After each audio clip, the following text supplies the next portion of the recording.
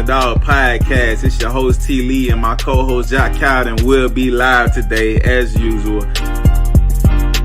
Was pulling up, they acting like they couldn't see me. Now she wanna clean me up like a squeegee. I told her that's on me, baby, like yellow BZ. With the peanut butter and tear like a Reese. He's gonna persevere through all the obstacles. Get it done. That's an underdog. They don't forget the underdog when they see me. I hit them with the John Cena, they can't see me. You may overlook this person, but the underdog is the one who's gonna put in the work. It's over, you know? Because you have to lose to win. Whether you think losing is a big event. Out of mind. All I'm saying, just be careful who you idolize. I'm kicking these scriptures just before the fame. Ain't no cap in my words, I go against the grain.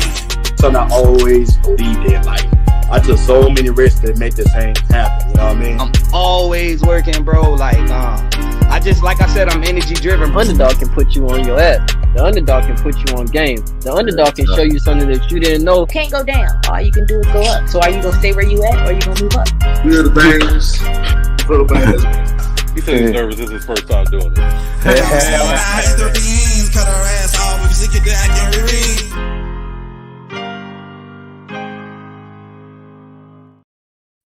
Yo, what it do, good people? Welcome to the Underdog Podcast. We back again, another episode, season 6, episode 9, Behind the Chair. Stories from a young master barber, featuring master licensed barber, Christian Green, CEO of Fine Touch Cuts Essentials. Before we bring them in, though, we got to let y'all know what's going on for real. Y'all got to catch the wave. Atlanta, the best based. kept secret in Atlanta. Now, if y'all looking for a barber that's going to get you right every time, never going to miss, not going to push your line back, crispy, clean, consistent haircuts, y'all need to book with Fine Touch Cuts in Atlanta. Click the link in my bio ASAP. Y'all got to know it. Okay, now we back again with another life-changing service. Now, this is how this brother came in to see me today, and you already know he left a whole new man. This is a 3-week hair replacement. If you're in Atlanta or the DMV and you're interested in getting this service, I need you to DM me ASAP so we can schedule you a consultation. When I say life-changing, I really mean life-changing. Trying to tell you, real talk, we ain't gonna waste no more time. No, we're gonna bring him in right now. We got Christian Green, CEO, Fine Touch Cuts. What's going on, bro? What it do, homie? Yeah, man. Excited to be here for sure. Hey, I like how you had the videos up there. That shit was hard. Yeah, nah, they gotta see what's going on, man. They gotta see the wave, you feel me? Real talk. Like I said, I love what you doing, bro. You feel me? Young entrepreneur, man, for real. Get into it. Sure, having me for like, sure. Facts. So like I say, you know, Young King, welcome to the Underdogs Podcast. You know, like I said, it's an honor to have you on here. First and foremost, as we push the importance of knowing ourselves, like, how would those closest to you describe you as a person outside your craft? Like, what type of vibe you bring around? Outside my craft, I would say I'm just really just a humble, good-hearted individual for real. Family-oriented, loving, caring. I'm always really trying to uplift people around me and just, pour myself into people for real. I think anybody that know me can agree with that and say that about me for real.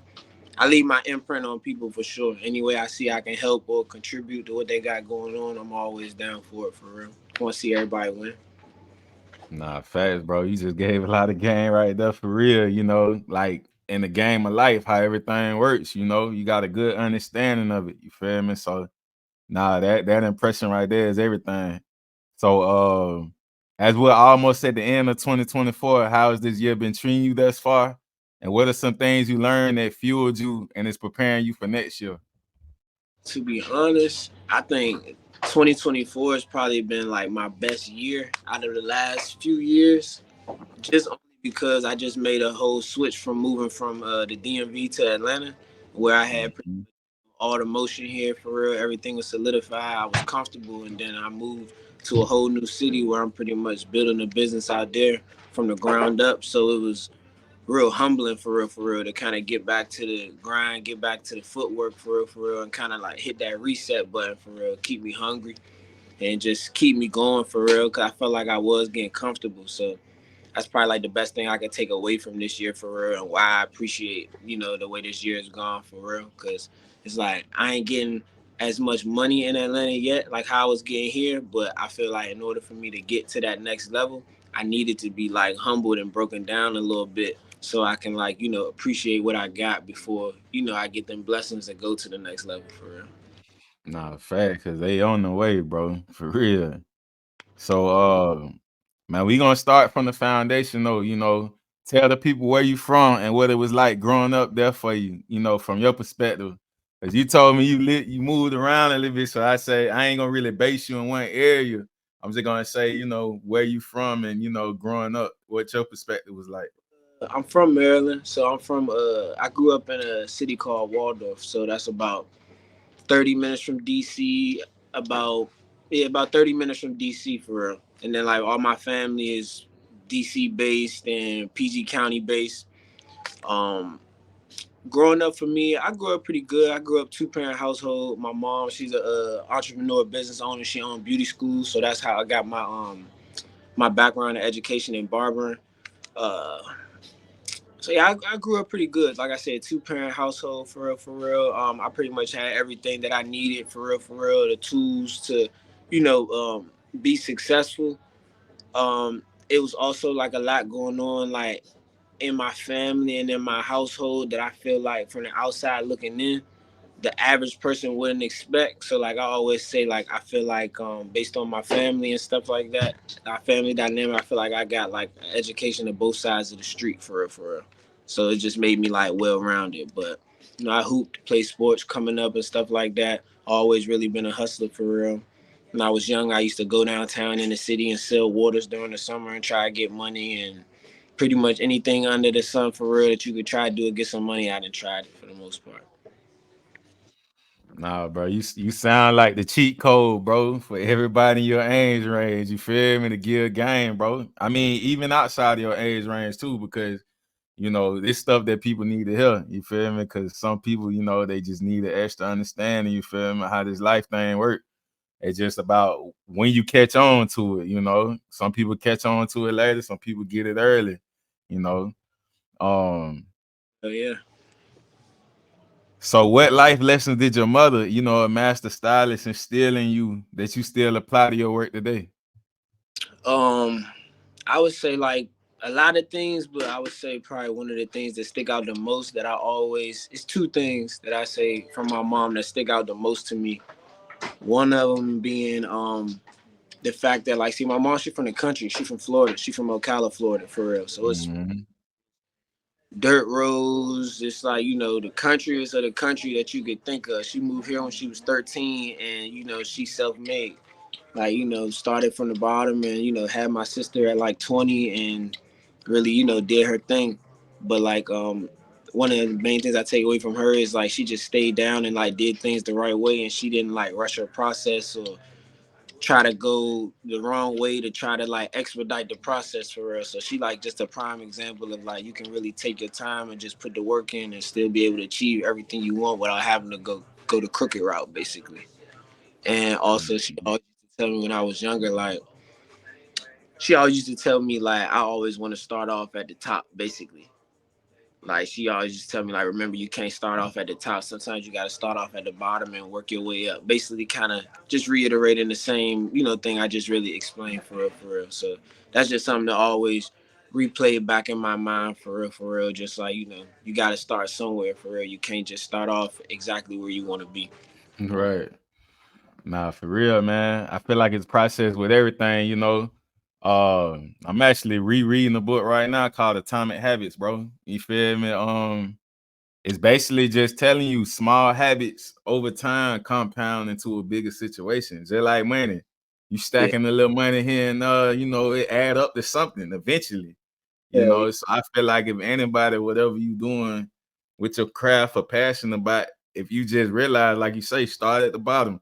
You just yeah, start out, just start and keep working it. You know what I mean? Like don't pay attention to don't set your mind on the progress. Focus on the progress of the process. You feel me? hell Straight yeah. up. Um, so can you recall a specific moment from your childhood that sparked your interest just in the barbering? Cause like I say, you played sports and everything else. Crazy thing is, bro, I never wanted to be a barber ever. Like I'm 27. I didn't really start cutting hair. I didn't start really cutting hair seriously until I was like I say like 23, 24 for real. Like really taking it serious, like saying like I'm about to try to build a clientele. I'm about to be a barber. But like Mm-hmm. first, like kind of got into it a little bit when I was like 21, because I was Yeah, my mom's school doing like admissions for real. So doing all the yeah. recruiting, people up to come to school and stuff like that. And she basically told me like if you get your barber's license, I give you a raise. Like, and I was like, Tight stuff. barber license then, but like that's all it was about at the time though. Like I never like cut hair as a kid or when I was younger or anything. Even though I kind of grew up around it, I was always Mm-hmm. just never interested me for real. I never seen like now how you see like barbers. You know, you see the barbers, dripping in the designer, doing, barbers be living like, like rappers for real. For real. Yeah, for real. You ain't lying. So it's like I didn't see that growing up. I just see, the same barbers you seen growing up, older barbers, in the barbershop, that traditional neighborhood barber for real. But like once I kind of start getting into it, I'm saying like, dang, like, people really having their way cutting hair for real. So I just got more into it and I realized how much money people was making. Then I'm like, oh, all right, I just might be something I want to do. But Yeah. motivated at first though, and then kind of found a passion for it along the way for real. Okay. So I'm gonna flip the question then, since it kind of came later in life in a sense. What sparked the entrepreneur side then? Because the barbering came later. You said you felt like it was already in you. Yeah, yeah, yeah. Cause like I was saying, like my mom, like when I was young, I never seen my mom work a job. So like when I was little, she was doing hair in the basement. So like she had a little Mm-hmm. in our basement, and she was taking night classes. And then by the time I was about maybe like 7 or 8, she started the beauty school. So it's like that's always what I seen for real. And then like my dad, he had a full-time job, but a lot of the men in my family, um, a lot of men in my family is like, hustlers for real, for real. So it's like I kind of always grew up around like entrepreneurs and hustlers, like literally, like that's my whole family for real, for real. So that's what was always around me. So, and my parents never necessarily like they encouraged me to go to college and help me get to college and stuff, but they never necessarily like push that traditional route in terms of to go, you need to go to school, get a You degree. gotta do this. Yeah, they didn't like push that on me like too tough. Like my mom and my dad, like they always been supportive of like whatever I wanted to do for her. Like if I said I wanted to go and be this or be that, like they just was gonna be like, all right, bet you can do it for real. They never like was the type of parents to be like, nah, I don't think you should do that. You should probably go get a job because that's more secure. But I've been always about my money though since I was little though. Like I always since I was little, like 2, 3, 4 years old, I always used to tell like my parents like I'm gonna be rich. Like they used to give me like dollars to like take out the trash, and I would stack them dollars up, put them in a shoebox. Like I was always real tight with my money, saving my money for real. Like I always been like that. Just always wanted money and always just been on it for real when it came to the money. Real talk on a paper route like Frank. For real. Yeah, I did like Oh, nah, go ahead, brother. no, I was just saying like my whole life for real. Like when I was in high school, like I sell shoes. Nah, shoe like I've been outside selling waters. I done had a clothing line, selling clothes, anything for real, for real. Like if it got to do with some money, I done tried it for real. Like I'm just good with numbers. Like I know how to turn a profit. I'm good with numbers for Tight real. stuff. Good with people for real too. So like that just helped too. But it's like I got the gift of gab for real. I just got a knack for like, just making it happen for real, for real. I've been like that since a kid. Nah, real talk, man. Like that's the type of demeanor when you trying to take over the world, man. And it's possible. Yeah, for real. It's like you gotta feel it for real. Like Hmm. talk to certain people for real and like you can just feel it. Like you can just, Yeah. yeah, it's like it's just I don't know. I think it's maybe too also because of the people who raised me too.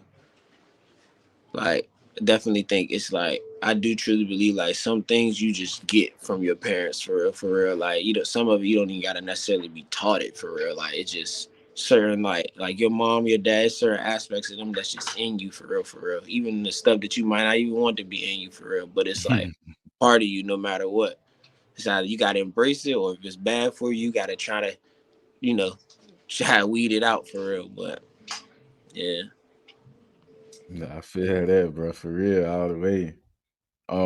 So let's talk about developing the craft when you first started getting in the barber, and like, what was the most challenging aspect of learning to cut hair when you first started? Honestly, like I would say, like I don't feel like with me personally, I don't feel like it was hard for real. But the way I look at anything in life, though, I feel like nothing's necessarily hard. It's like some things you just don't know how to do yet. You lack information, or you just haven't had enough repetition. You haven't done it enough for real. So, Type shit. and the cool thing about cutting hair is like every time you do it, you're gonna see yourself get better for real.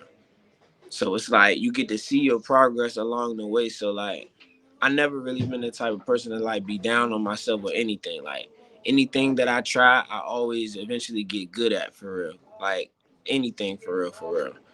And it's like I just feel like I feel like anybody can get good at anything if they just keep doing it over and over. Like when you first started like doing these podcasts and figuring out what type of different templates and tools and apps or camera setups or whatever you had to use to get Mhm. on it. Like you had to learn stuff for real, but it wasn't you wasn't good at it. It just you had to do it more. You might just didn't have the experience for real, and you've been getting better as you've been going along for real. So I never looked at it like it was hard. I will say that working in a shop for like the first 6 months of me cutting hair definitely helped me get better though, because I was able to be around different more seasoned barbers that was able to teach me certain things.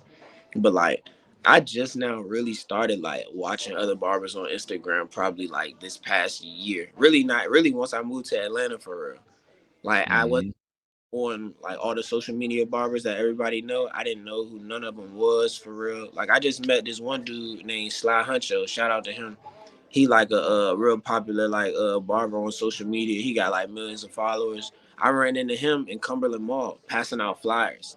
Like he had a fresh cut. I just walked up on him like, hey bro, you trying to follow my barber page for me? He like, I'm a barber. I'm like, oh yeah, what's your page? I followed. He put his page up. His page going crazy. I'm like, oh shit. But the crazy thing is, I didn't even know who he was for real. So it's like I'm Yeah. getting in the loop. But yeah, now watching other barbers and stuff, I be picking up certain things, especially with like the social media. Like you probably noticed like my content and stuff like kind of changed from like when I first met you for real. Like because after I Mhm. seen his page, then I kind of like was taking little things from him and other people and trying to like just upgrade my shit. So like I'm a quick learner for real. Yeah, Nah, fact. And now I say that too when you just said you went into an experience like that where you met a barber, like you say you didn't know, but like I say on a platform and look like this, like, and I respect that homie was humble about it too, because some people let the social media just get to their head, bro. You know what I mean? When it's like when you being your true authentic self, it's like, okay, I'm just handling my business. Like it ain't nothing new, you feel me? Like I been popping it already, you feel me? Like his shit so.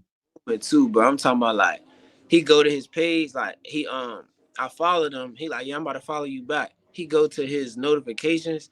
He asking me which one is me. I'm looking at his notifications in real time. I'm watching this man get followers every few seconds.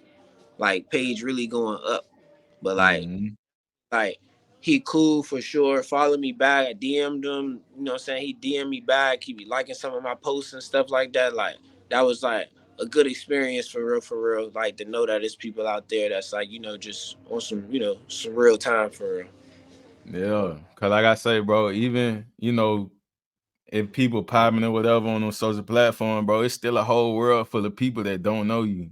You know what I Right. mean? Like it's always gonna be a person that either ain't heard of you or just done, I mean, you're gonna have a lot of people that know what's going on, but you still got a lot that don't know, like just don't know. You feel me? So it's like that's the fuel that keep you going when like as an entrepreneur, it's always somebody to sell something to. I'ma always have, it ain't gonna just stop.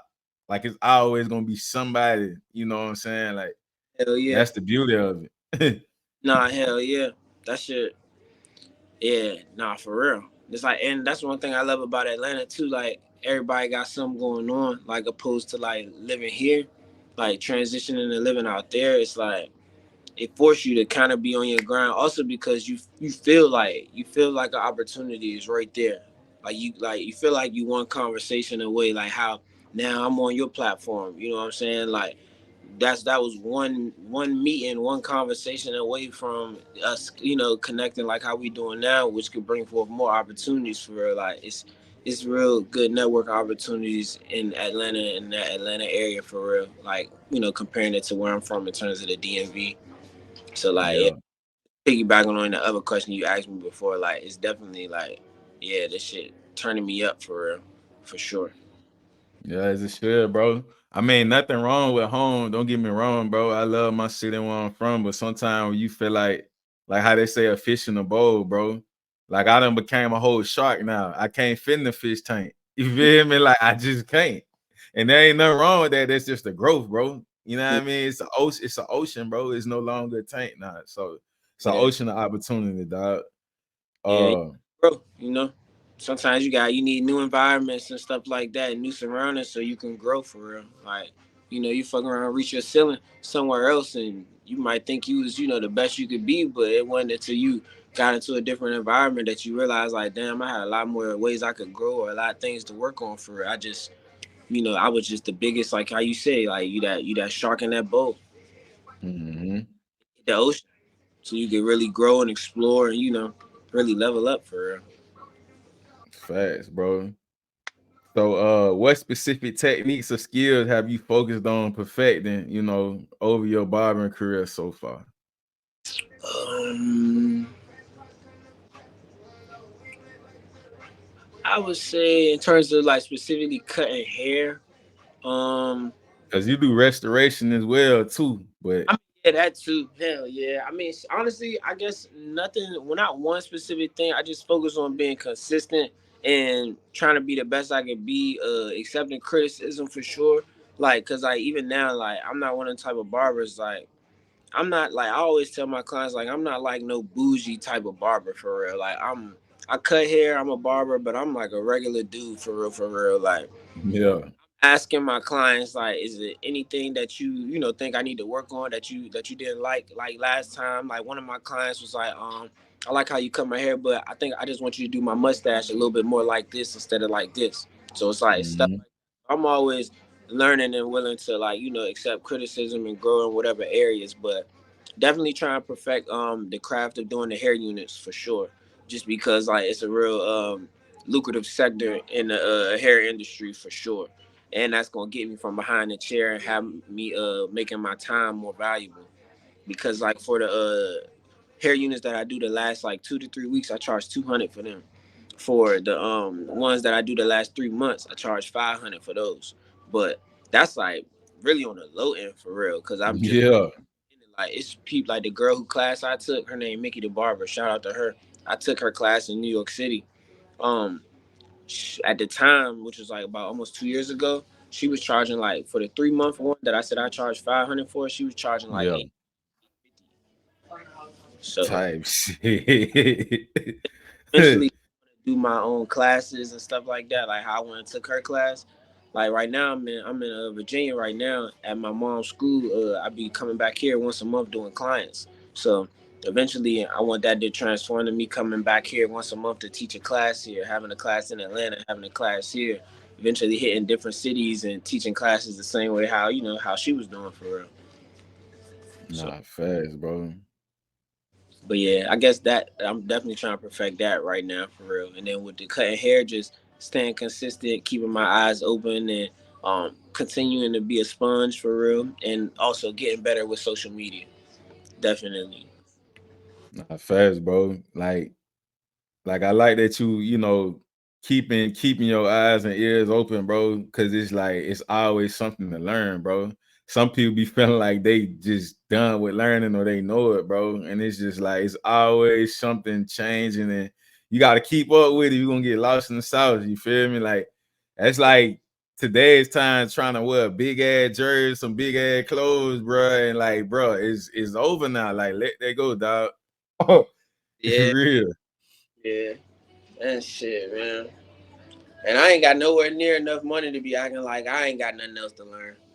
That shit make no sense. Shit, I'm trying to Man. That would make sense, you know.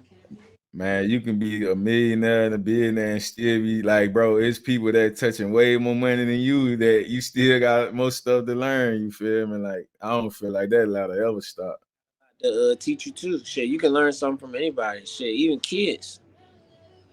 Like my Yeah, shit be like helping me with like the social media and stuff sometimes, or like shit. Like you can learn something from anybody too. So that's something I always keep on my mind too. Just always being like teachable for real, and always being like open minded, and like just being humble enough to be able to learn something from anybody for real. Like how like it could be somebody younger than me, I can learn something from them. It could be somebody older than me that can learn something from me. Like I feel like that's like super important for real, because knowledge come from any and everywhere. Somebody could be broken, they might not got shit, but they might definitely got some wisdom though, and something that you could like learn from. It can help you out for real. But people look at like exactly. people have materialistically or financially and think like, oh, like this person ain't. And that's something I had to like kind of work on too. Like you might, you hear certain people be like, well, I ain't trying to listen to this person or take advice from this person because they not in the type of situation I want to be at their age. So why would I listen to them? But like you could learn from the mistakes that they made that have them in the situation that you don't want to be in, so you can avoid those mistakes for real, for real. But just completely being, straight up ignorant, just acting like, oh, they ain't living like how I want to be living. I can't. And them like that ain't really how to go for real. Like always, you could take something from anything, positive or negative. Nah, that's fast, bro. Like, shoot, I don't look down to judge nobody, bro. Like homeless people now, that type of stuff. You feel me? Like they got something to chop it up and say to me, bro. I'm gonna see what I can take out that bit. You know what I mean? Like I just feel like the judgmental part just strip everything away from a person, just hear what their mind be on. You feel me? Yeah, 'cause shit, you never know. Like when God trying to use somebody to bless you for real, and you Yeah, use you too. Like you just never know. You got can't be on that high horse. You might miss your blessing for real, or some real key information. bro. I always look at this, bro. Like, and this happened like a few times, like of somebody not knowing me, bro, and just really read me all the way through, bro. Like, I'm talking about, I believe in this is real heavy. Like right now, you sitting in the shop, right? You decide to go somewhere. You decide to go to the Wawa or whatever, stuff like that, go get something. Like in the midst of you doing that, you got to the Wawa at damn say 12:45 or 12:50. The time Mm-hmm. that you got there, you ran into somebody, bro, and they get to telling you something. You get you figure out what's going on. You get you see information, bro. You got there 12:50. Had you got there 12:52, you probably would have missed some, missed that situation. You know what Yeah, I mean? So I'm big on that, bro. The right place, right time, or like, bro, I literally had somebody. I remember this. I was at Universal Studios, bro. It's thousands of people out there, bro. I'm out there in the park. I'm just walking, bro, literally, and I passed by somebody and they stopped me, bro, and they just went to telling me about myself, bro. And I'm like, bro, I'm in a theme park, and they just read me all the way, like, hey, you do music or whatever and stuff like that, and with the just saying like, I ain't doing too much talking. I'm like, yeah, They're like, man, keep going, bro. Like he was just like, and just dropping some stuff on him, and I'm looking at him like, bro. Then I thought about it. I'm sitting there like, man, bro, I could have been anywhere else in this park at the time, bro. Just for somebody to stop me and tell me about myself, bro, and I ain't never seen in my life. And this ain't even the right environment like that for real. But I guess they was able to look at me and see, you know what I mean? Like, I don't know, bro. It was just random, but I'm yeah. heavy on that, bro. You too though, because like I mean, like you walking proper, like in the right proper alignment for real, because you got that aura. People see it, like people Yeah. feel it. Like I'm big on that too. Like how I said, like when you talking to a certain person and like you can hear it, you can like like you've been around the block enough to where like and been through enough life to where for the most part you can hear when somebody bullshitting you. You know, Mm-hmm. for real, and you can tell like when somebody like, man, like this dude, he probably like really genuine for real. Like it's like when you got that aura, when you walking in that proper alignment for real, people see that shit. It's like basically like Yeah. that's real type of thing, but people see it. So shit, shout out to you, bro. I mean, you doing what you supposed to be doing for real, and God. Yeah, that was years back. But dog, I was looking at bro face. He was dead serious when he was talking to me about that too. And he was telling me, bro, like God got, well, like, yo, like I appreciate that. It just caught me off guard though to be like in that random fashion, bro. Yeah. Mm-hmm. And you and So kids and shit, you probably like, what the hell? yeah, but you know, I say, bro, I'm gonna listen. I ain't gonna shit that like you say, you know, when somebody just, you know, talking, bro, versus somebody that really telling you something. Um, so how do you stay updated with the latest trends and styles and barbering? You know, because over the years there's been little transitions here and you know, that people doing the little like the chalk line, for instance, and stuff like that. You know, like that's something that's kind of emerged a little more. I remember maybe when I first came to Atlanta, a barber I had on the West End was kind of really doing them in like 2017, but now you starting to see them way more now. Yeah, I would say like how Instagram, social media, Mhm. stuff like that, and also one of my best friends, his name O'Shea, he a barber out here in Alexandria. It's Blends by O on Instagram. That's my brother, so shout out to him. He was cutting my hair since we was kids.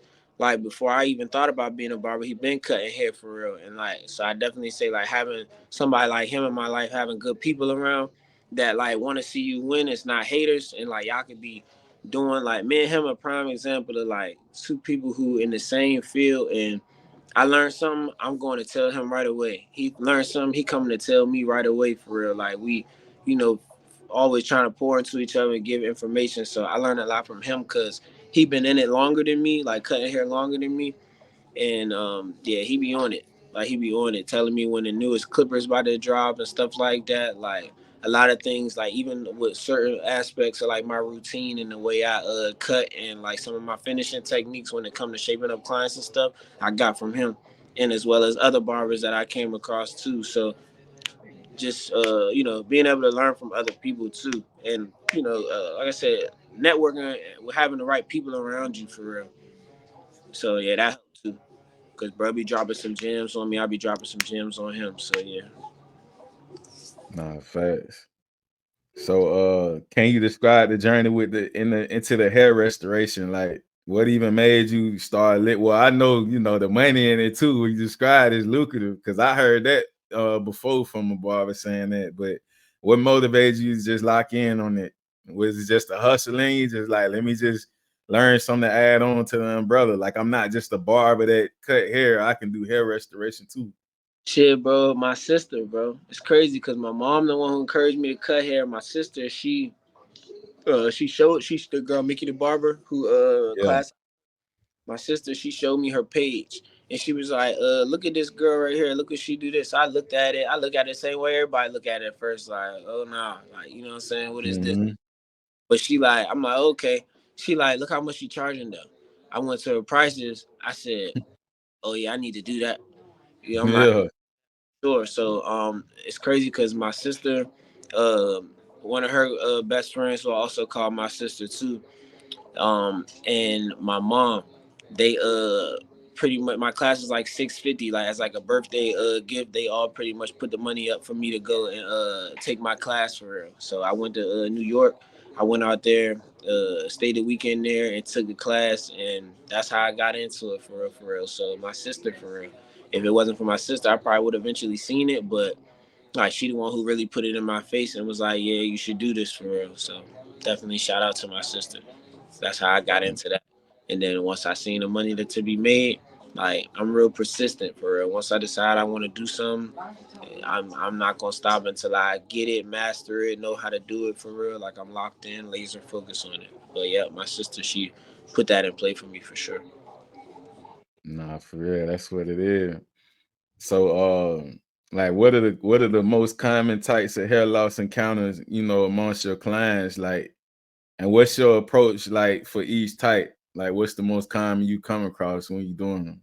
Um, so far right now, it's more so just been men who maybe have most of their hair here, but they're just balding maybe right here in the Mhm. front towards the crown area, and they don't got no enough hair growing in to have a hairline. So for the most part, that's what it's been. But also recently, I had a client here a few days ago, a female client who had alopecia. So Yeah. dealing with a female client who had alopecia. She said she basically started losing her hair around like 13, 14 years old.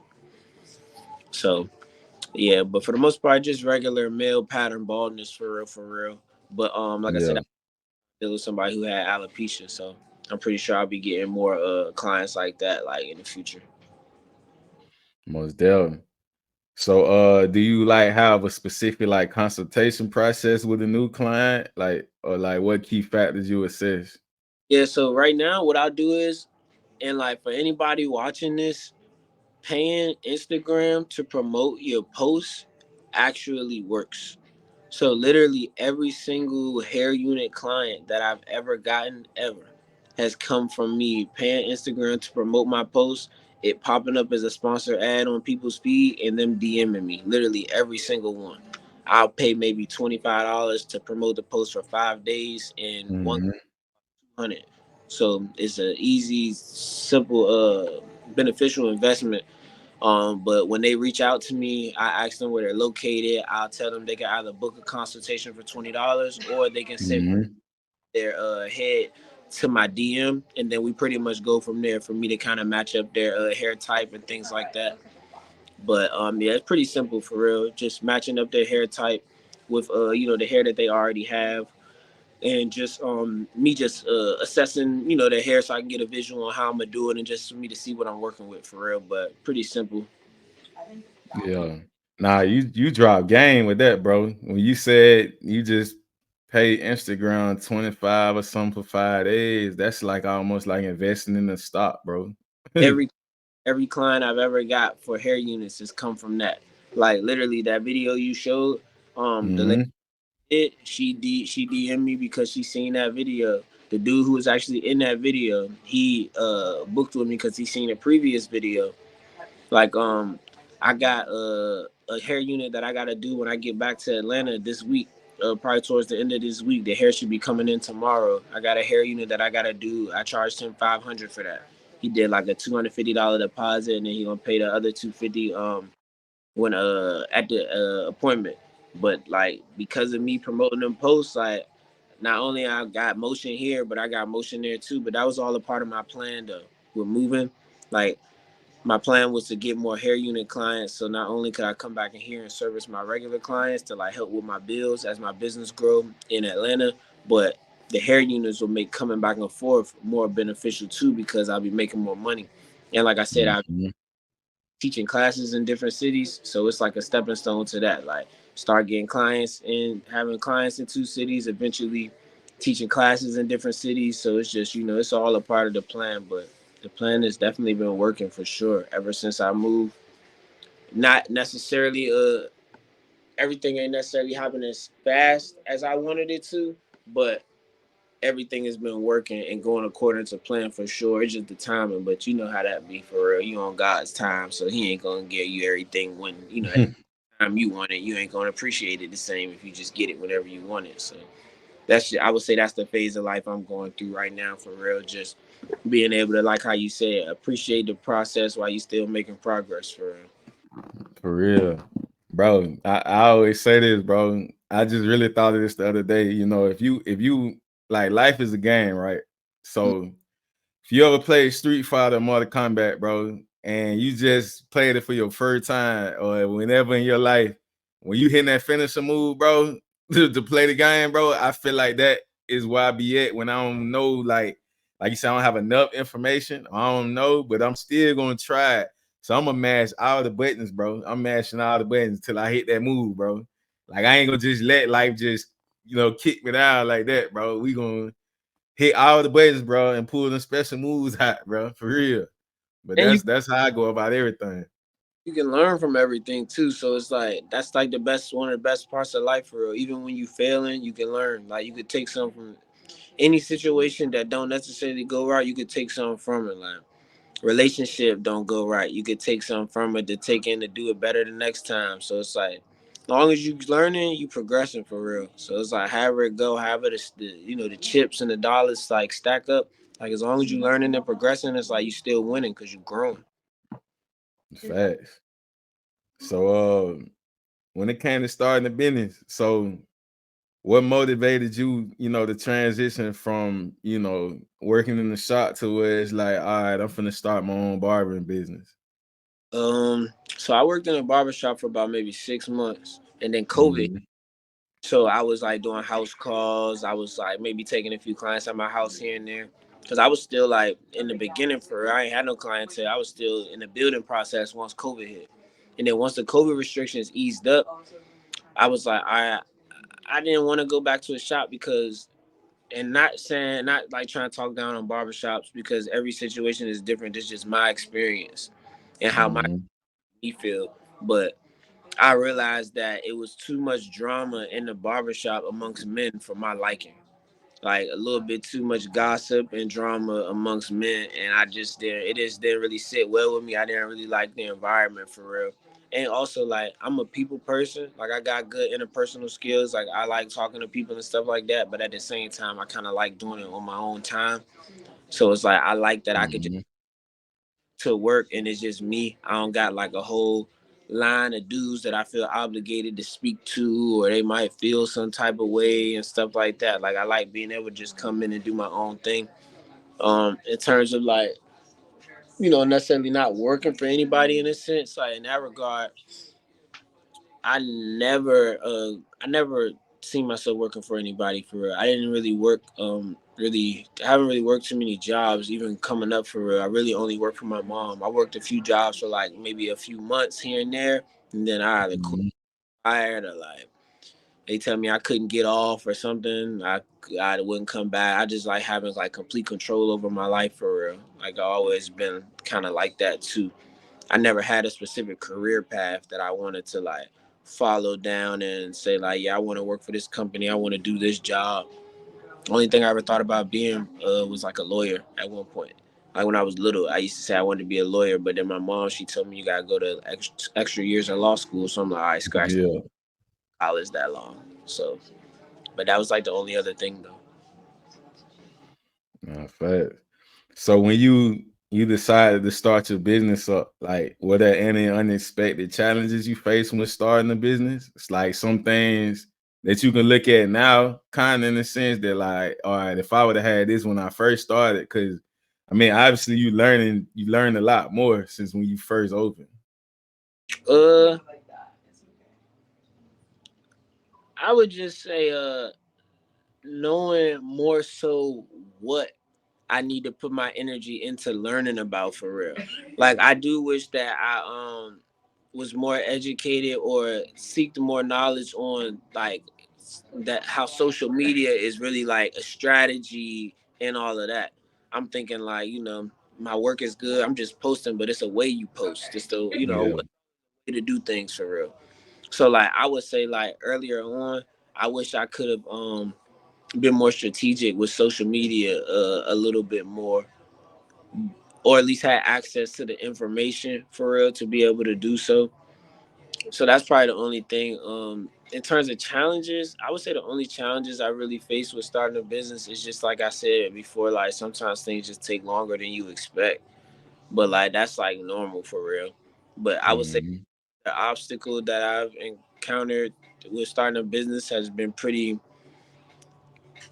pre-calculated for and like somewhat suspected. Like I would say the only thing that you can't control is just how long it's going to take for you to really turn up for real. That's just about it. Can't fast track. Mhm. It's your time. It's your time. No, I like that, bro. The pre-calculated moves be like a chess move. So it's like I'm in full control. If I can control as much as I can rather than I gotta leave this certain percentage over here. Like I don't know what's gonna happen with this. Yeah, So it's like, to go this way, but you gotta also keep in mind that like if it do end up going this way, all right, this what I'm gonna do. So mhm. according to plan, I'm not just completely ass out for real. Like you gotta think of things from all angles, basically. Nah, facts. So when it came to building your brand and attracting your, initial client base, like how'd you go about that? Especially traveling to Atlanta and stuff. Like when you had to get your clients. You did say street promo with passing out your flyers and stuff. Bro, like I study really kind of like study hustlers for real. Like I'm like Master P is like been, and that's like I'm 27. That's really before my time for real, for real. But like I'm still Yeah. about all the people like that for real. Like I watched his documentaries, like him going from city to city, state to state, trapping out the trunk. Like when I first started cutting hair, like I was making flyers on a computer, on Word, on Microsoft Word, printing them out, and I was passing them out in the shopping center on paper, just advertising $15 haircuts for real. So like I ain't never been like, bashful or too good to like really get out here and put the footwork in. Like that's how I started. That's how I got like some of my first clients for real, for real. So I pretty much kind of just took the same. That's why I say I like that I moved, because it kind of humbled me and got me to get back to what I was doing in the beginning. Because here, I'm booked and busy. Even now, when I come home, I'm booked and busy here for a while. I don't really have time. Once I get in here in the morning, I'm not leaving. I get in here at 9. I might not leave till like 8 o'clock. So it's like I Yeah. got no time to really grind for real. Even with social media, I gotta make sure I got all my posts already drafted up if I'm gonna even be posting. Like that's why, like, I mean, you might not notice, but like even the last few days, I have like last week I was posting every single day. Since I've been here, I haven't even been posting like that because I just been so busy. So Yeah. going to Atlanta got me getting back to that trapping out the trunk flow. That's what I be calling it for real. Like I'm hand Mhm. I be going out to different rooftop lounges, like upscale little spots in Buckhead and stuff like that. And I be popping out to them, like going on Eventbrite, finding the free events, trying to be around in the right places around the money for real. Like trying to be, find that 35 and up crowd for real. And I'm like, when I'm out in the spot, I'm not drinking, I'm not smoking, I'm literally networking. Like everywhere, moving with a purpose for real. Like I'm letting people know, like, hey, I'm a barber. Where you get your hair cut at? Like I'm popping out at like the let out to the college parties, Georgia State parties. I'm posted at the gas station right by where I know everybody got to walk past, and I'm That's yeah. sitting in Yeah. my car, just sitting there chilling. Make sure I got a little fit on, so I'm looking the part for real. And I'm like, hey, where you get your hair cut at? Where you get your hair cut at? Boom. Like I went to one Georgia State little let out after the party and shit. I'm sitting there on the hood of my car. I came up like 50 followers just in like maybe an hour or so, just stopping people. So it's like, and that's free. Like it don't cost nothing to do that. Like, yeah, you got the Instagram promo you could pay for. You can go get flyers, business cards, and stuff like that. But at the end of the day, like that's like things that people forget that they could do that's not gonna cost them no money for real, that they can like really get out. And I like being able to touch the people for real. I like being able to really get out, interact with the people, and let them feel my personality and stuff like that. So like, we can, connect and come together, and they want to, spend their money with me for real and just connect with me, period, for real. Nah, you said a lot, bro. And I you be even saying like you speaking like that's before your time, bro. But it's like you right in the middle of it, bro. Because at the time before social media, bro, we was doing that. It wasn't like we didn't have social media. So even when it came to like music and stuff back in the day, bro, I remember passing out flyers, touching people, you know, getting to know, what's going on. So it's like when we got this now, it's like it's kind of like we got leverage, bro. So it's like I know how to use, the social media, but I'm still gonna go back to the roots of it. You know what I'm saying? I like to get out and do what I gotta do. But like you say, like having a purpose when you go out and stuff now too, bro. It's like, all right, I did all the clubbing and stuff like that in my early 20s, bro. Like I've lived all that out. So it's like if I go somewhere, I involve myself with something, bro, I'm doing something. Like it gotta be something with the brand or something going on, bro. I'm not just there just to have a good time. Another thing too that I didn't mention also, like when my mom was first starting the school, like Yeah. me, her, and my dad. And we used to be riding around. That was when we still had the big stapler like this, putting staples Yeah. on light poles for real. I'm hopping out the truck.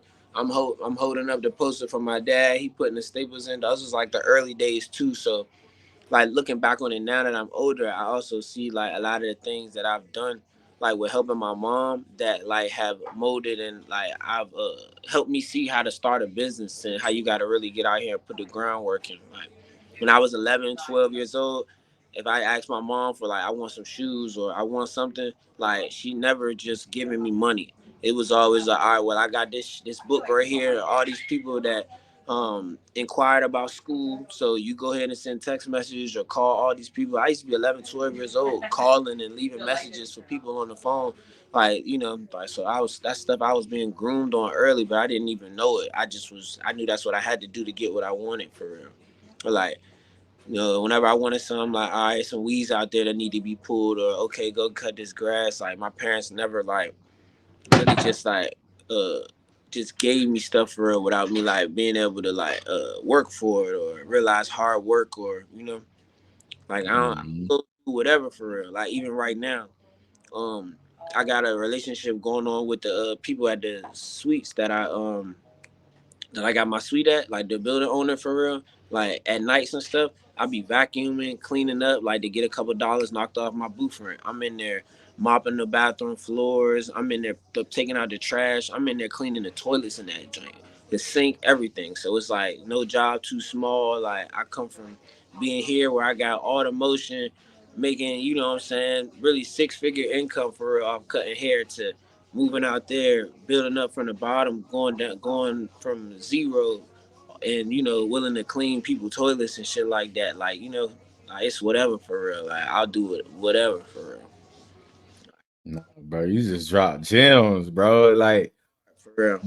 but like you said, now you say when you go home, you good. You know what I mean? So it's like when you starting in that, you going to another city now. It's like, okay, I'm finna build myself up just as big as like how it is home. So like you say, you gotta, like you say, you just building the blocks again. You building brick by brick again, bro.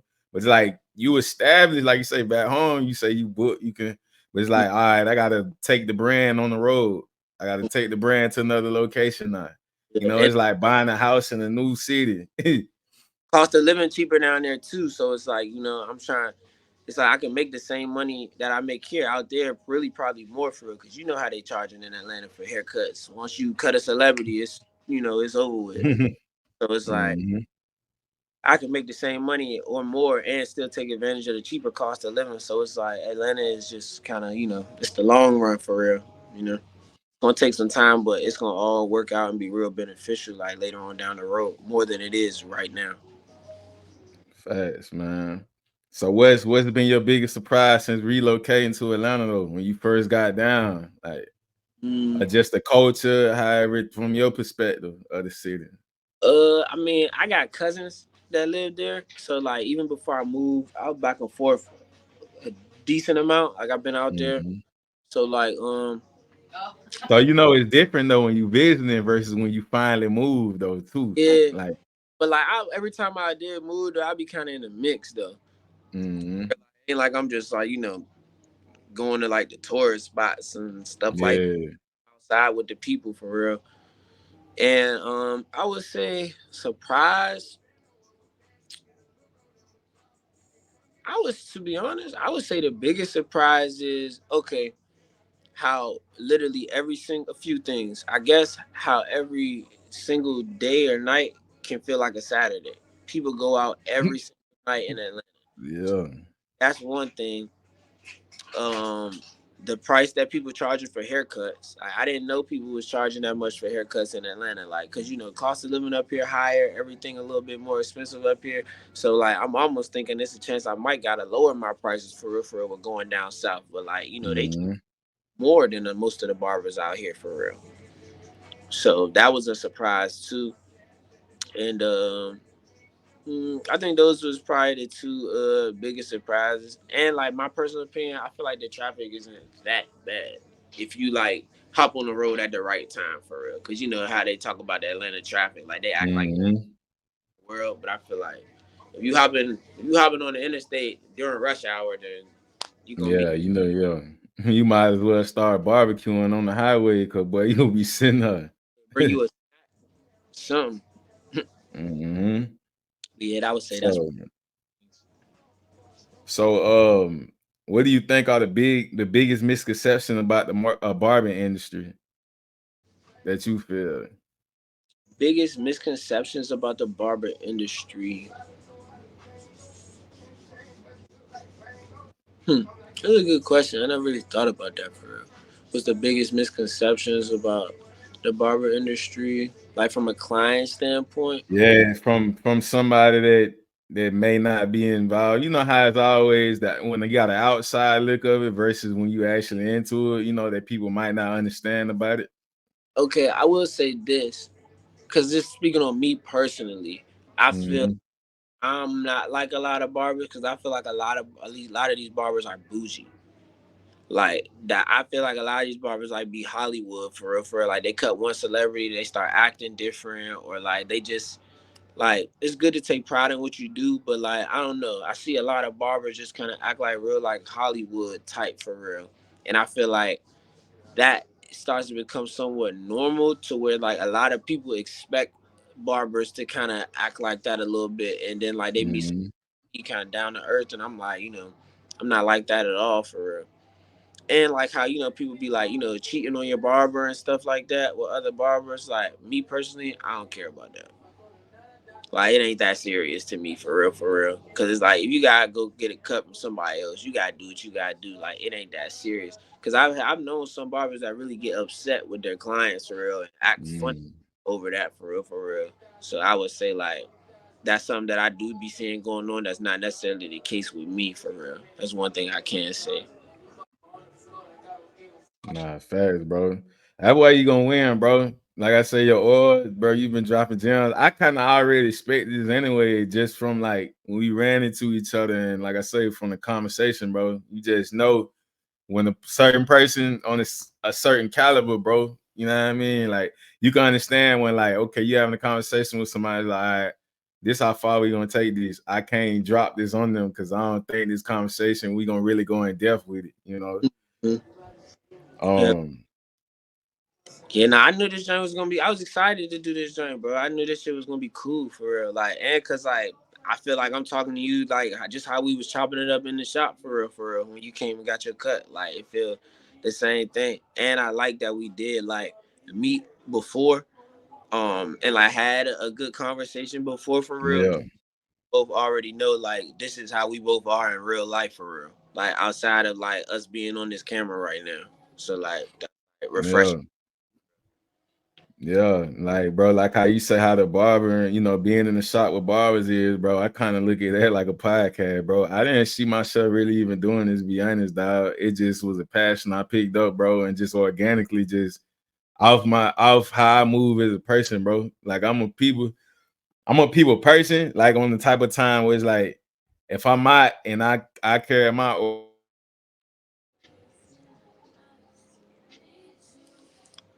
shit. person. Yeah, we are. So like now it's on the level where it's like, you know, I'm being interested in people's stories, bro. And then I'm picking up so much game at the same time. And it's like it started getting addicting like your favorite show or something, bro. Like, bro, what they gonna drop on me today? You know what I mean? I'm just the person, I'm just asking you about you. That's how I look at it, But And at you the same time, benefit too, bro, from like how you like providing a platform for me to like tell my story and stuff like that, but you able to get something out of it too. It's like mhm, I realize like how you can also benefit by helping somebody for real. Like it's gonna come back on you. You're gonna be able to get something out of it too. Like it could be mutual like beneficial like relationships for real amongst people for real. nah, facts. So, how do you define success in your career as a barber and an entrepreneur? Like, what do you feel is success from your personal perspective? Like, when you like, all right, I feel like not saying that you're gonna feel like you're at the point where like, all right, I'm good now, like, because I know probably you're gonna always feel like it's something that gotta be done. But what do you feel like? Where do you feel success is? Where you feel like you're in a comfortable spot, where you ain't like you say you out you out the chair now. You probably got fine cuts of centers all in different areas or cities or something. Where now you got people running it or something like. I feel like it's gonna be a lot of different like levels to that for real. Cause like right now, of course, I feel successful now just because of the fact that I'm able to, be an entrepreneur and be able to provide for myself and like just keep the show rolling for real. I'm also feel a new level of success once I get my clientele to a certain point to where and I get like my classes going and stuff like that to where I'm, able to be a little bit more financially free. But then like also it's a lot of other things I want to do too. Like, I want to get into real estate. Like I'm about to take a real estate class to get my real estate license. I'm gonna do that next year.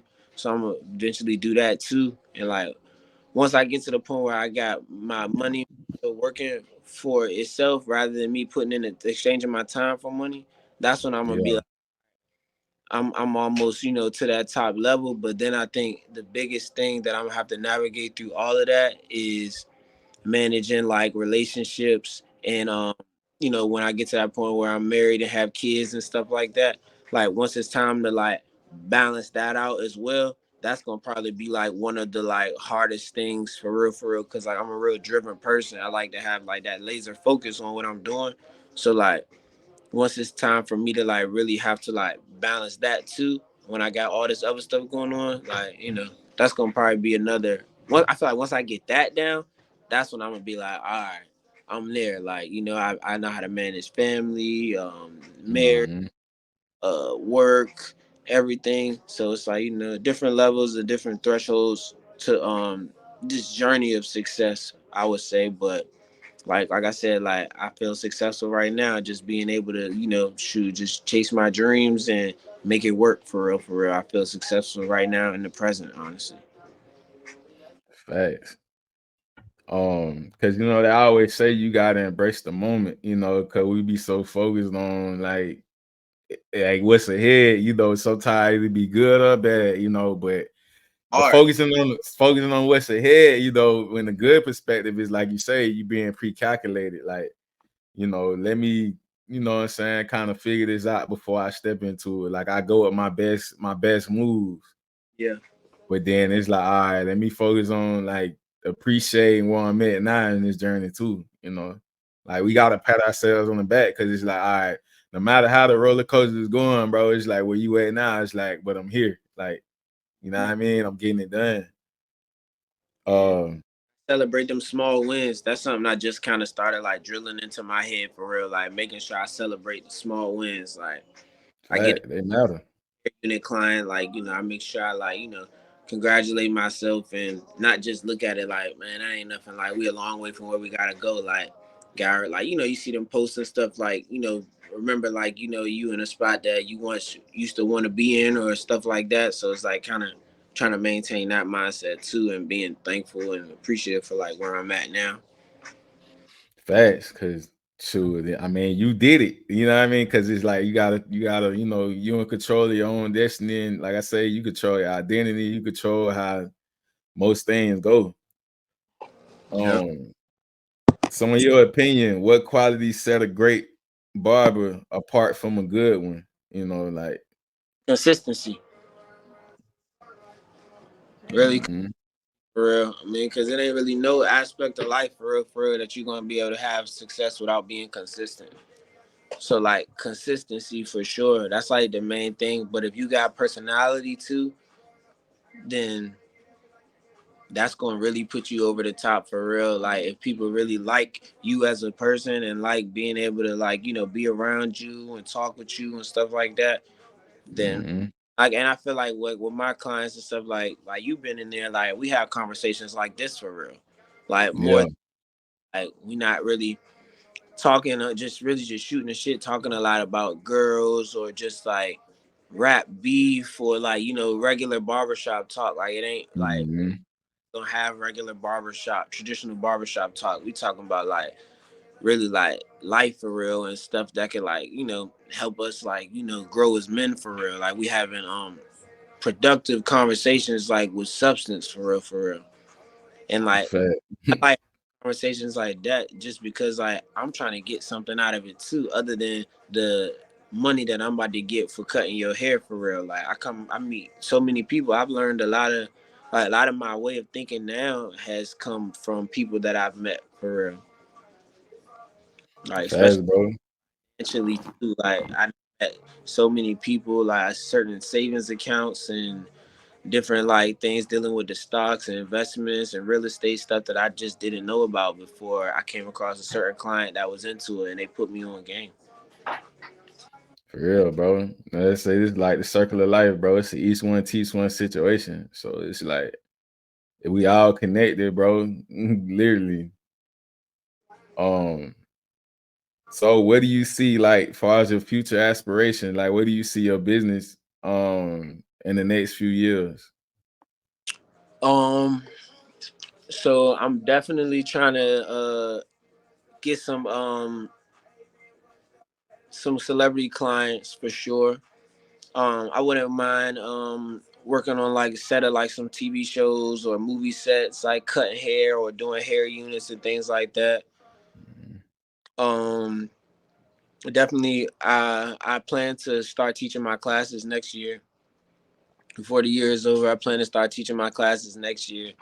So yeah, that's really the main thing. Getting them classes going, getting some celebrity clients, doing more traveling for for barbering services.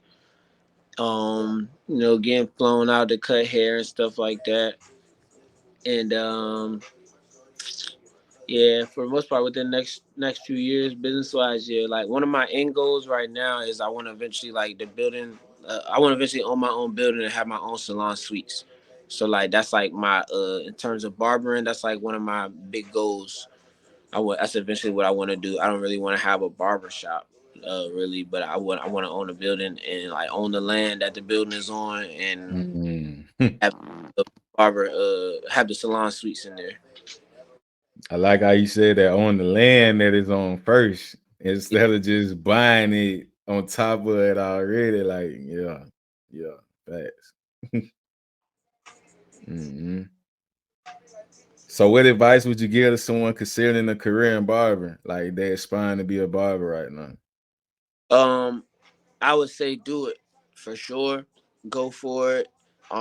Because at the end of the day, even if it's something that you don't decide to make a career out of, it's always good to have a trade, something that you can always be able to make money. Like you want to always have a trade where you can always make money. And the good thing about barbering is it's not necessarily like let's say like people who do like plumbing or electrician or HVAC work, like those are different trades, but most of those Mhm. trades, at least in the beginning, require you to have to work for somebody else. Barbering is a trade that you can have that you can literally go into business for yourself right away if you want, for real. You don't have to worry about having a boss. So that's like one of the benefits of barbering. And like I said, some people gonna always need a haircut. I don't think people gonna be trusting Facts. to cut their hair and stuff no time soon, for real. And because people like that interaction in a barber shop too, like with the barber. So people gonna always need haircuts. The prices is continually going up, and it's a good thing to have in your back pocket, especially if you're young. Like if you're in high school, you should definitely learn how to cut hair, for real, for real. If you come from humble beginnings and your family ain't really got it like that, for real, like learn how to cut hair, because you can always be able to cut hair, for real. You can start cutting hair like I a couple of boys that I like mentor back here, in Virginia, and I taught like at least about 4 or 5 of them how to cut hair. Not all of them kept doing it, but at least 2 of them still going strong with it. Like they got their clients and stuff, and like they only when I taught them, they was only 14 and 15 years old. I didn't learn how to start hair taking it serious until I was like 23, 24. So it's like they got all the rest of high school, college, like they gonna be getting money, like Facts. getting money. But it's like I be coming back here, and you gonna probably see on Instagram. I'm gonna be back here in November too, like handing out turkeys and stuff. Like I'll be handing out turkeys in their neighborhood and stuff for like Thanksgiving. So I'll be coming back and doing that too. Like, and I ain't even from their neighborhood, for real. I just grew a liking to the kids, and I just be wanting to help them out, for real. So I be, going to their neighborhood and just pouring into them, for real, as much as I can. But yeah, the cutting that hair is, yeah, do that. Especially if you ain't got nothing going, for real, for real. Like you can always make money off it, so why not give it a try? Nah, facts, bro. And like I like how you said that, bro. It's the youth. Like just like you say, it just come down to them period because they are the number ones next up. So we gotta pour into them, bro. Like Yeah, that's a must. like Um, super big on that when it comes to the kids. Like one of my clients just happened to know the right person to hook me up to cut hair for the kids at 21 Savage back to school event that he had. And like that was just off the random. I got a call the night before the event, like, hey bro, you wanna cut hair tomorrow? Like he like, but you can't, you're not gonna get paid, it's gonna be for free. I'm like, I don't care about getting paid, it's for the kids. But like he was surprised that like, I ain't care about getting paid just cause like I said, a lot of these barbers be Hollywood, but I felt like I was in Hollywood, where they had me in a trailer and everything, like my own trailer and stuff, with like AC reclining chairs. Like them kids felt like superstars in there for the day getting haircuts. So Yeah, I like seen that, bro. That was big.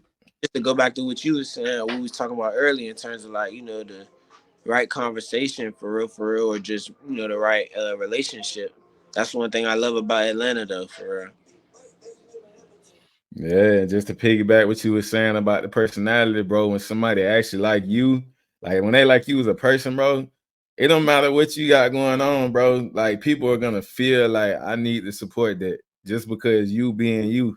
You know what I mean? So like I feel like that's the most important thing, if a person got bad energy, bad vibes, but they good at what they do, bro, it's like it's only gonna hit them so far. You know what I'm saying? Like Definitely. that's gonna be the thing to keep them stagnant, bro. You know what I mean? Because it's like, okay, the rule of thumb is always gonna be new people. It's always gonna be it's people out here, but it's just like your reputation. You a brand, so it's like somebody is gonna feel bothered by or they ain't gonna want to do business. Like you don't want that type of stigma behind your name, and that's everything. When the person says stand on business, they stand like really stand on it. You'd be surprised, Real. bro. I done had like clients tell me like they prefer going to me over a certain barber, or they stopped going to a certain barber because they didn't like the environment or they didn't like the conversation. Like there are some people who like to come and get their hair cut. Some people don't like to talk, which I respect too. I ain't forcing no convo with nobody. But a lot of people like they like going to a barber. Like that's for men, that's like their therapy session for real. Like, I done had clients that first time coming to me in the chair. Once they sit in the chair, they lay it all out. They telling me their whole life story, whatever going on. Like, they can't wait to get there to let it out. And that's like the environment I like creating too, because it's like I know as men, we don't always have that outlet. Not everybody takes advantage of therapy and things like that, which I highly encourage people to go to therapy. It's something I still need to do too. I just haven't got around to doing it, but I feel like we all know mental health is important. So it's like Yeah. I kind of can provide like a good environment for people to kind of get that little mental break that they need sometimes too. So that's like a cool thing about it too. Nah, facts. Like that therapy real, bro. I gotta sign back up for another couple of them. Just because sometimes finding the right therapist too, bro. Because it's just finding that understanding of when somebody can understand and kind of work the kink side, but ultimately they're not the person that's gonna work it out. You got to work it out for yourself too. You still gotta do work, but just having that, I guess, professional, to kind of see what's psychologically going on, or give you some feedback, or what may be triggering certain things. Yeah. Yeah, I definitely need to do that though. I've been saying it for a minute, but I just haven't got around to doing it for real, for real. Really just trying I need to find somewhere my insurance is gonna pay for it because I just ain't trying to pay for it for real. Hopefully. Mm-hmm. But yeah. Yeah. Facts. So what's the most rewarding part of your job, and how does it or being rewarding part of being an entrepreneur, and how does it impact your life outside of work? Um bro, I really just like I love being able to pour into people for real. Like cutting hair is not my passion. Like being able to pour into people, that's my passion. People are my passion. But I learned that through cutting hair. Before I was a barber, I didn't even know what my passion was for real. But people is my passion. Like I tell you, like I'm always looking to help people. Like it don't matter who it is. Like I'm always looking to help people. I just like helping people because like I'm trying to get to the greatest version of myself. So like I want to help people so they can get there too for real. So like in terms of being an entrepreneur, that's the most rewarding for real. Like when I can go give game to the youngins, or when I can go give free haircuts and stuff like that and relate to them, like that's like rewarding. When somebody come in and they telling me about their relationship problems or whatever, and I can give some of my past experiences and help them kind of weave through what they going on, and they come back and be like, bro, like your conversation, like it really helped me for real. Like that stuff is like the most rewarding to me. And of course, like making their day with a haircut, but just being able to like pour into people and like help them and make them smile and make them happy and just make a difference. Like that's probably the most rewarding for real. Allowing God to just use me for real. That's the most rewarding and satisfying part of everything, really. Because Hey, even real, bro. in the search of us trying to get rich, like we ain't doing this for us, for real, for real. Like like if you was selfish, you could have been good, for real, for real. If you was only worried about you, you've been good a long time ago, for real, for real. But it's just that extending yourself and overextending yourself to other people for real would be causing the journey to kind of take a little longer sometimes, especially when you got like a big heart and you want to be able to do for others. It's just like that's what we're doing this for real. That's what the money for real. Like I'm trying to be have more homeowners in my family. I'm trying to be able to like take more care of the women in my family, and I'm trying to really just make everybody life easier for real. Just because I know that I'm mentally strong enough to carry the load and be able to make it happen for real. I know I'm stronger than others, so it's like I know I can do it. Nah, facts, bro. The confidence is everything, bro. And I hit a determination in it, and like a few things, bro. I was like, yeah, I feel that, cause like you say, I'm one of the ones too, bro. When I lock in on something, and I got my mind really focused, bro, I see the results. Like, and I know what I've had experiences of, and you've had experiences yourself. When you start to realizing, bro, this is real, this really going like this, and like this what happens when you lock in. Like, and when you see the results, bro, that ain't nothing but like it get addictive, bro. Because you really seeing it work. You know what I mean? Yeah. Um, it's like, like in addiction way, it's like, okay, a positive side of addiction is if it's creating, good results. Because, the word addiction, it's just already got a bad stigma to it, but you can have positive addictions too. It's just turning the negatives into a positive one. So any news you would like to share about the brand, like that you're working on that's upcoming in the works? Um, News I would like to share about the brand. Because you also do the vlogging and stuff as well, too. Right, right, right. So I'm trying to get more into that and get more consistent with the content. Yeah, I'm trying to get more into that, get more consistent with the content with that. I just been so locked in on the barber for real.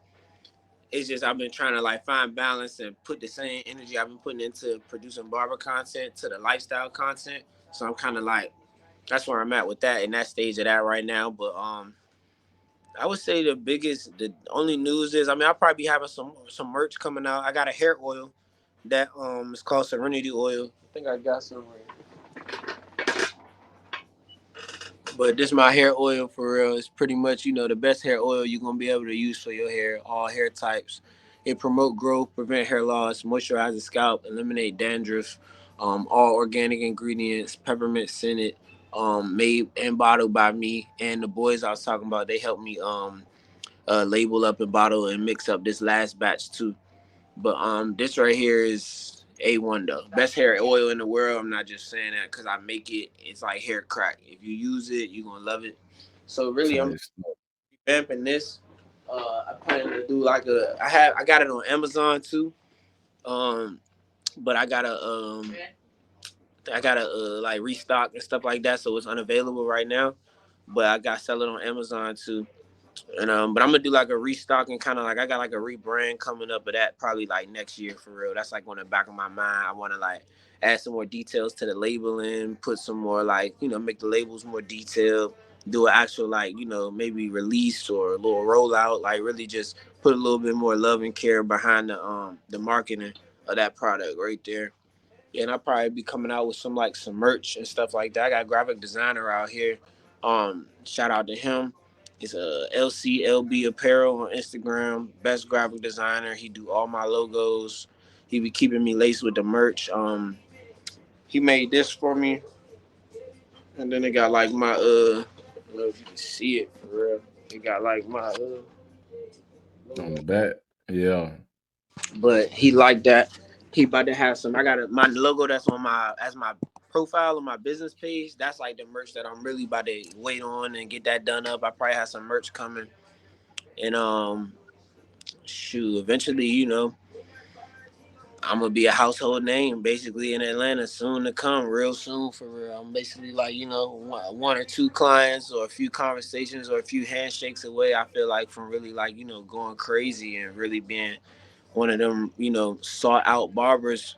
And I pride myself in like my price also being like reasonable for real. My goal is not to be charging $1,000 for a haircut. Like I like being able to still like cut the people, like the regular Yeah.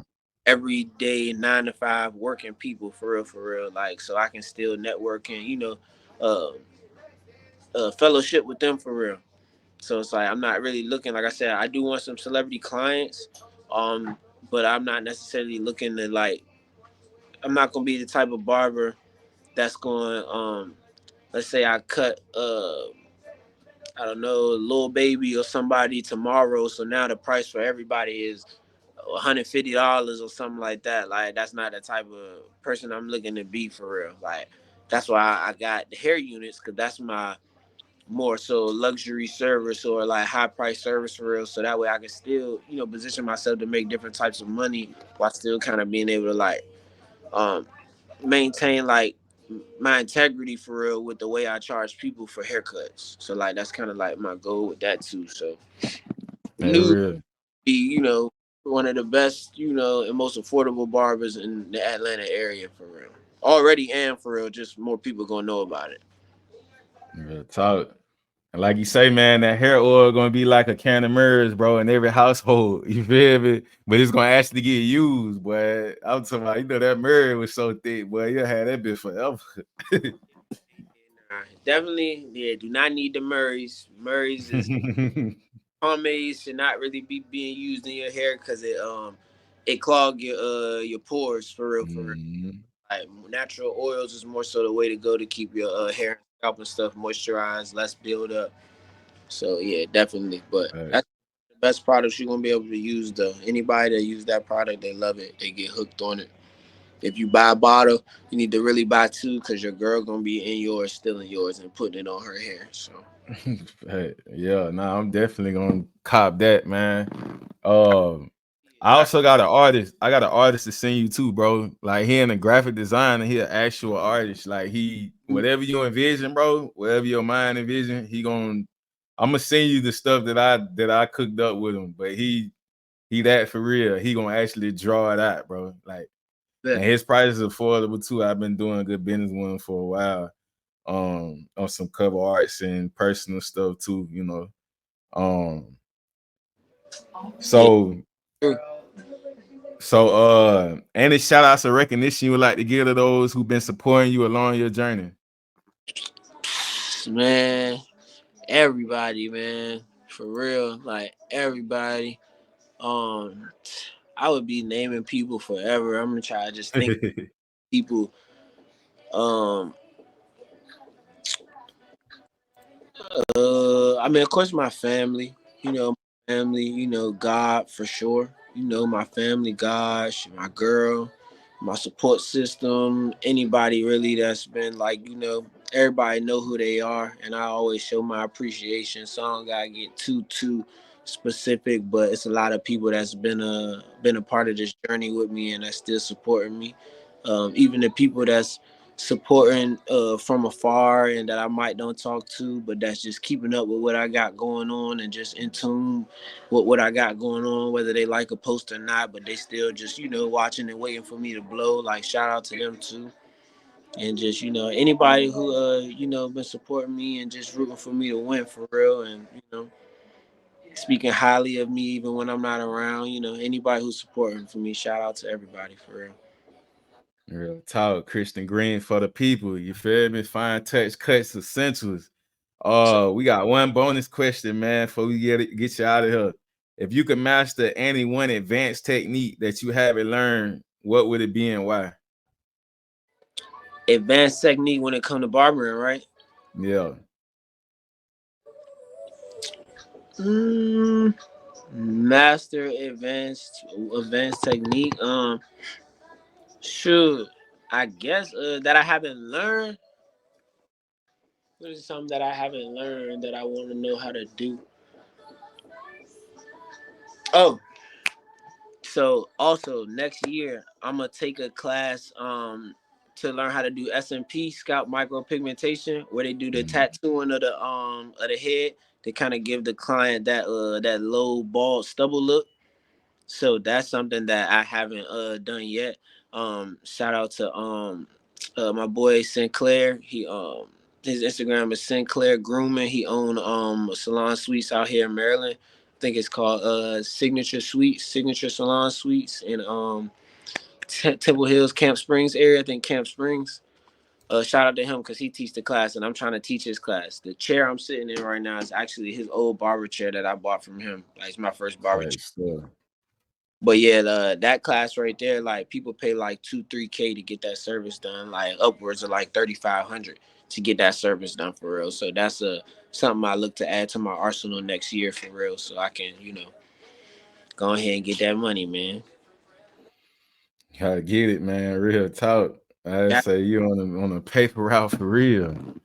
got to. Um, yeah, bro. Like I say, bro, it was an honor, bro, to have you on the platform. You know what I mean? Like this was another conversation, bro. You know what I mean? Yeah, before we get up off here, um, I guess like two questions.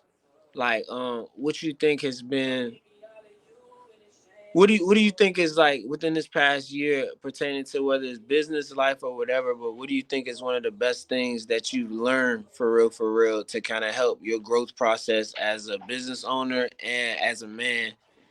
That's my first question. I got one more after that. So like it's been like it's running, doing my things and stuff like that. Man, both of them, to be honest, with everything is patience, bro. You know what I mean? And just like learning as I go with things, bro. Not really certain situations, bro, because of how my aura is, bro. Learning not to react this fast to everything. Kind of like wait a day or wait a couple days on it before I kind of decide how I'm gonna go with it. So when I know I make this choice or move, bro, I made my mind up, not more to just either reacted off emotion or impulse or something like, it's okay not to react right away. Cause sometimes, automatically we'll feel the need of we gotta say something right away, or we gotta do this right away at this moment. Well, that ain't the case every time. Sometimes you gotta reflect on things and patience, bro. Like I'm going through real life situations right now, bro, and just knowing that like the stuff I done been through and stuff like that kind of prepared me for a situation like this too. So I've had it hard before. You know what I mean? I've had the mental, so I know like, bro, I done persevered through other situations. So it's like it's not a first timer. You know what I mean? Cause sometimes depend, bro, them early experiences be everything, in the growth process. Cause if you ain't never went through nothing and by 30, you going through something, you might think it's the end of the world. Like it's just my survival and everything like that, bro. Just life, period. Like I say, bro, if I don't know the answer to anything, bro, I treat it like a game. I'm gonna press all the buttons. I will do something to make something happen.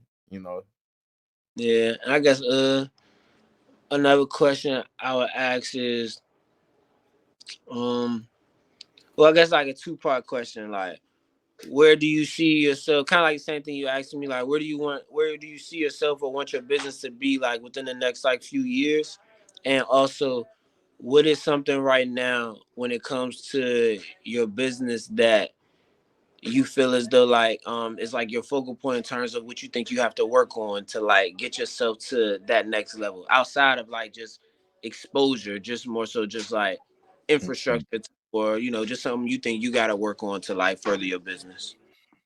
Sure.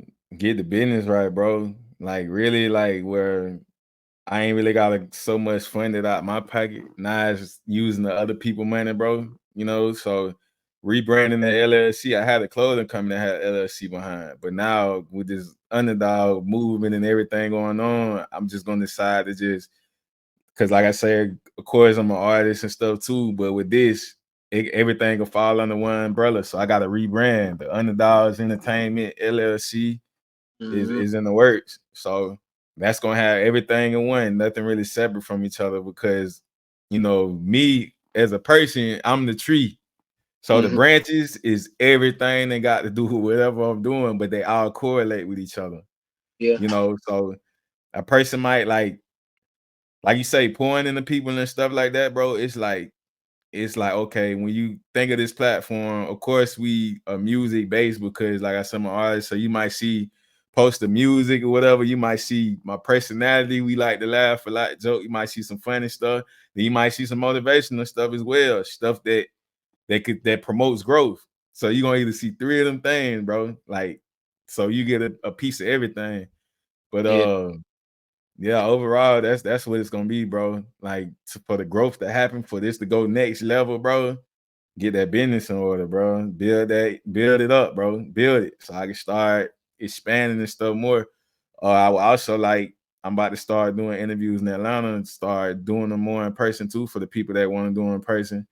Cause we virtual based, to make it easier for we can touch everywhere, bro. If you're gonna have the internet and all that stuff, bro, and you can reach people from all over and like take advantage. Like I I've like seen how much like I was curious to like how it was gonna be because I mean, but I yeah. never like anyway for real. Like so I was curious to how it was gonna be, but like in my opinion, I like the virtual base too. And like I feel like the in person would be cool too, but I feel like it would be cool to still like keep the virtual base going too, even as you transition to in person. So it could be like, different levels, like tiers, you know what I'm saying? Like Oh, fact. can't get the in person interview for real, for real. Maybe some people might gotta be virtual, like just depend on, how it's Yeah, going on. But I like how you got it set up though. Like I like what you're doing, bro. I'm shit yeah. appreciative that you even like asked me to even come, rock on this joint with you. Like I love what you're doing and shit. Keep Nah, it's an honor, bro. Like I say, just from in person, bro, I could tell from the conversation, like, like I say, energy, so you know how far some go. I'm like, yeah, he got something to say. I like what he doing. You feel me? And I got more off this episode here, but I ain't really too surprised a little bit because I'm like, I already, like I said, we had a conversation before or whatever, so I already knew where your mind was at and everything. Like I say, you know, the basis of what we doing too. Like I said, before we had guests and stuff, we take it back to the beginning. We were just informing, enlightening, and giving awareness to people too. Like I say, aside from Brett, it's really started off frustration to be honest.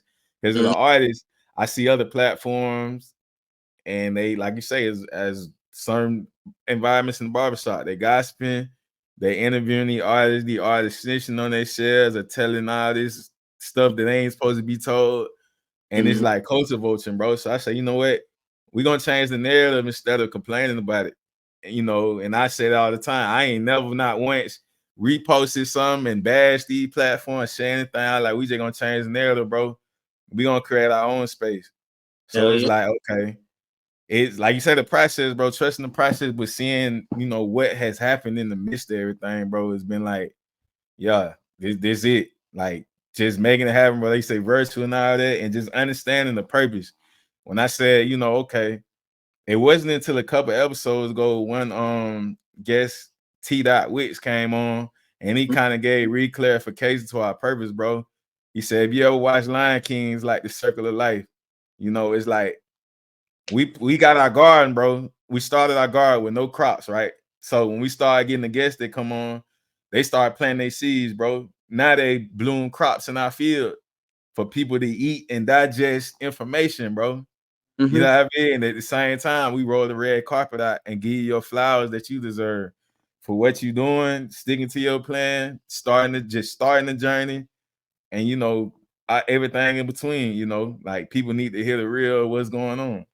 Yeah, you'll get far by adding value to people for real, because you adding value to Right. people Right. to your platform. So it's like, it's a good trade off for real. Good genuine trade off. Yeah, for real. And like you say, over time, it just started getting a little better, bro. How we, organize, like the templates came probably I want to say maybe miss the season 2, bro. We on season 6 now. So it's like, yeah, We going with it, bro. Just And staying active.